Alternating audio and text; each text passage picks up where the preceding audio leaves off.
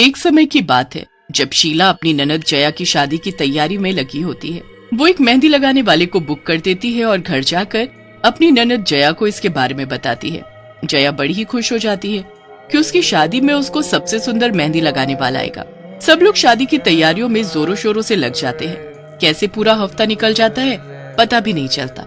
मेहंदी की रात सब नाचने गाने में मगन होते हैं कि तभी कविता बोलती है, अरे शीला, वो मेहंदी वाला कब आएगा? एक तो वो अकेला और सब इतने सारे हैं। वो कब आएगा और कब हमको मेहंदी लगाएगा? हाँ हाँ, मेरी बात हो गई है उससे, वो बस आने वाला होगा। तुम सब बेफिक्र रहो, सबको मेहंदी लगेगी और बहुत ही सुंदर। याद रखोगे। सब नाच गा रहे होते हैं कि तभी मेहंदी लगाने वाला आ जाता है। हाँ जी मैडम, मैं आ गया। अब बारी बारी से सब लोग आ जाओ। भैया, आप सबसे पहले दुल्हन को मेहंदी लगाओ और उसके बाद हम सब मेहंदी लगवा लेंगे। बस फिर जया अपने हाथ आगे करके बैठ जाती है। मेहंदी वाला मेहंदी लगाना शुरू कर देता है। देखो भैया, ऐसी मेहंदी लगाना कि सब देखते रह जाएं। मेरी मेहंदी सबसे सुंदर और एकदम अलग होनी चाहिए। आप चिंता मत करो मैडम, ऐसी मेहंदी लगाऊंगा, ऐसी मेहंदी लगाऊंगा कि आप याद रखोगे। हाँ। मेहंदी वाला जया को मेहंदी लगाना शुरू कर देता है। वो इतने सुंदर डिजाइन उसके हाथ में बनाता है कि जया और बाकी सब देखते ही रह जाते हैं। मेहंदी वाले का हाथ मशीन से भी तेज चल रहा होता है और वो तो फटाफट उसके दोनों हाथ में मेहंदी लगा देता है। दुल्हन की मेहंदी लग चुकी है। अब एक एक करके आप सब भी मेहंदी लगवा लो। आओ आओ, सब एक एक करके आ जाओ और मेहंदी लगवा लो। सबके बाद मैं भी मेहंदी लगवा लूंगी, अभी मुझे बहुत काम है। मेहंदी वाला सबको मेहंदी लगाकर वहाँ से अचानक चला जाता है और शीला की मेहंदी रह जाती है। शीला काम खत्म करके आती है तो मेहंदी वाला वहाँ से गायब होता है। अरे, ये मेहंदी वाला कहाँ गया? अभी तो यहीं था, मैंने तो मेहंदी भी नहीं लगवाई।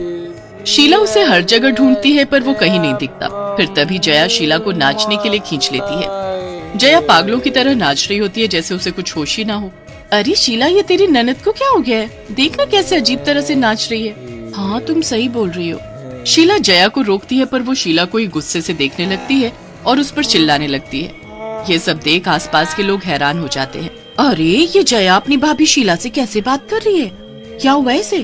पता नहीं। और देखो ना कैसे पागलों की तरह नाची जा रही है। जया किसी के भी कहने पर नहीं रुकती। वो तो बस अपनी मेहंदी को देख देख कर नाचती रहती है। जया तब तक नाचती है जब तक वो थक कर नीचे नहीं गिर जाती। शीला और बाकी लोग उसे जल्दी से उठाते हैं और एक बिस्तर पर लिटा देते हैं। जया बेहोश पड़ी होती है और तभी शीला का ध्यान उसकी मेहंदी पर जाता है। जया की मेहंदी से तो खून निकल रहा है। कैसी बात कर रही हो बहू, ऐसा कैसे हो सकता है?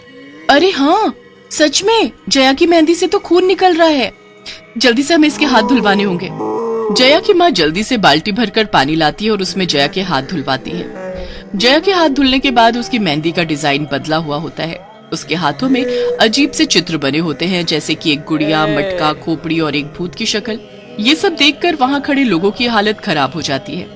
फिर इतने में जया को भी होश आ जाता है और वो उठते ही पागलों की तरह बर्ताव करती है। मेरी शादी है मेरी शादी है, आज तो मेरी शादी है। मेरे दूल्हे को बुलाओ, जल्दी बुलाओ, मुझे अभी के अभी अपने दूल्हे के पास जाना है। कहाँ चला गया वो? अभी तो यहीं था। जया की हालत बहुत खराब हो जाती है और अगले दिन उसकी शादी होती है, इसलिए सब परेशान हो रहे होते हैं। शीला जल्दी से डॉक्टर को बुलाती है, जो उसे कुछ दवाइयाँ और नींद का इंजेक्शन देकर चले जाते हैं, पर अभी भी परेशानी दूर नहीं हुई होती है। जया के बाद अब बाकी औरतें भी जया की तरह बर्ताव करने लगती हैं। सबके हाथों से खून बह रहा होता है। बस शीला ही ऐसी होती है जिसके हाथ में मेहंदी नहीं लग पाई होती और वही अपने होश में होती है। मुझे ये सब उस मेहंदी वाले की गड़बड़ लग रही है। ऐसे हाथों और मेहंदी से खून बहना और सबका ऐसे पागल हो जाना, और फिर वो मेहंदी वाला बिना पैसे लिए ही चला गया। भला ऐसे कौन करता है? मुझे उसे अभी के अभी ढूंढना होगा, वरना जया की शादी खतरे में पड़ जाएगी। शीला उसी वक्त अकेली रात में मेहंदी वाले को चुपके से ढूंढने निकल पड़ती है। उसे दूर वो मेहंदी वाला जाता दिखता है और वो उसका पीछा करने लगती है। मेहंदी वाला दूर एक मेहंदी के बगीचे में जाकर रुक जाता है। उसके बाद जब वो पलटता है तो उसका चेहरा देखकर शीला सन्न रह जाती है। वो मेहंदी वाला एक भूत में बदल चुका होता है। हे भगवान, ये मेहंदी वाला तो एक भूत है। मतलब इस भूत की वजह से मेरे घर में ये सब हो रहा है। शीला छुपकर उस भूत को देखने लगती है। वो भूत उस बगीचे से मेहंदी के पत्ते तोड़ने लगता है। उसके बाद वो ढेर सारे पत्ते तोड़कर एक जगह बैठ जाता है। कितनी अच्छी खुशबू आ रही है इस मेहंदी से। अब परसों ये मेहंदी मैं पायल को लगाऊंगा।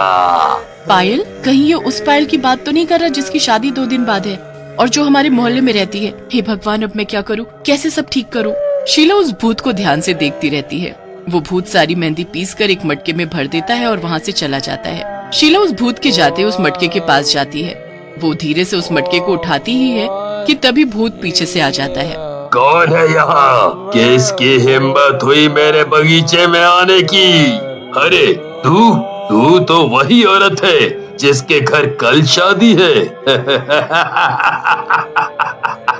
अरे पर अब तो शादी हो ही नहीं पाएगी, है ना? ये शादी जरूर होगी। मैं इस शादी को रुकने नहीं दूंगी। मेरी ननद की और बाकी औरतों की हालत तुम्हारी इस मेहंदी की वजह से हुई है ना, पर मैं सब ठीक कर दूंगी। मेरी ननद की शादी जरूर होगी और कल ही होगी। जिसको एक बार मैं मेहंदी लगा देता हूँ वो औरत पागल होने लगती है और कल तो उसकी हालत और बुरी हो जाएगी। बस देखती जाओ तुम। ऐसा क्या होगा कल? बताओ मुझे। मैं किसी को कुछ नहीं होने दूंगी। मैं तुम्हें अब किसी को मेहंदी नहीं लगाने दूंगी। किसी दूसरी दुल्हन के साथ ऐसा नहीं होने दूंगी। भूत इतना सुनते ही गुस्से में लाल हो जाता है और शीला को उठाकर इतनी जोर से फेंकता है कि वो दूर मेहंदी के बगीचे में जा गिरती है। शीला के सर में इतनी तेज लगती है कि वो उसी वक्त बेहोश हो जाती है। मुझे रोकने वाला कोई नहीं है, कोई नहीं रोक सकता मुझे।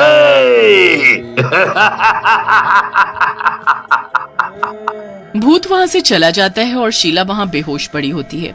शीला की ननद जया और बाकी औरतों की हालत और ज्यादा बुरी होती जा रही होती है। सबके घर वाले उनको जैसे तैसे संभाल रहे होते हैं, पर किसी को समझ ही नहीं आ रहा होता कि उनकी बीवियों को हुआ क्या है।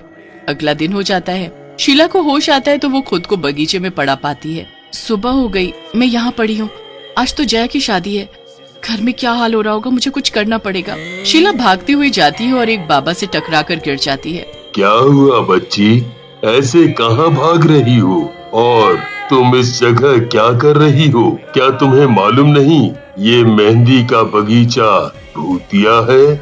मुझे मालूम है बाबा, और इसीलिए मैं परेशान हूँ। इस बगीचे में रहने वाला भूत जो औरतों को इसी बगीचे की मेहंदी लगाकर पागल कर देता है, उसने मेरी ननद को भी पागल कर दिया है। और उसकी आज शादी है। उसके साथ साथ जितनी भी औरतों ने मेहंदी लगवाई सबका वही हाल है। ऐसे तो मेरी ननद की शादी टूट जाएगी। मैं क्या करूँ बाबा? बाबा शीला को उस भूत को खत्म करने का उपाय भी बताता है। उसके बाद शीला जल्दी से भागते हुए अपने घर जाती है। वहाँ जया पागल हो चुकी होती है और अपने हाथों को रगड़ रही होती है। मैं आ गई हूँ जया, मैं आ गई हूँ। इधर दिखाओ अपने हाथ। शीला जैसे तैसे बड़ी मुश्किल से जया के हाथों पैरों में वो भभूत रगड़ती है। उसके बाद जया शांत हो जाती है और अपने हाथों को रगड़ना बंद कर देती है। उसके बाद वो अपनी सहेलियों के घर जाकर उनके हाथों में भी वही भभूत रगड़ती है और वो भी शांत हो जाती है। उसके बाद शीला सीधा पायल के घर जाती है। शीला पायल को सारी बात बताती है। नहीं, ऐसा कभी मत करना। देखो आज मेरी ननद की शादी है, उसके बाद कल वो तुमको मेहंदी लगाने आएगा और बस वही मौका है उसे कैद करने का। पर कैसे, वो मैं तुम्हें कल ही बताऊंगी। अभी मुझे जाना है, मेरे घर शादी है। जया और बाकी औरतें बिल्कुल ठीक हो चुकी होती हैं और जया की शादी अच्छे से हो जाती है।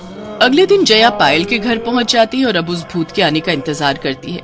शीला एक जगह छुप जाती है और तभी वो मेहंदी वाला आ जाता है। आओ बैठो, मैं आपको मेहंदी लगा देता हूँ। नहीं, नहीं लगवाएगी वो मेहंदी। तुम कौन हो वो हम जानते हैं। गुस्से में आकर मेहंदी वाला भूत अपने असली रूप में आ जाता है। मैं तुझे नहीं छोड़ूंगा। तू मेरा कुछ नहीं बिगाड़ पाएगा।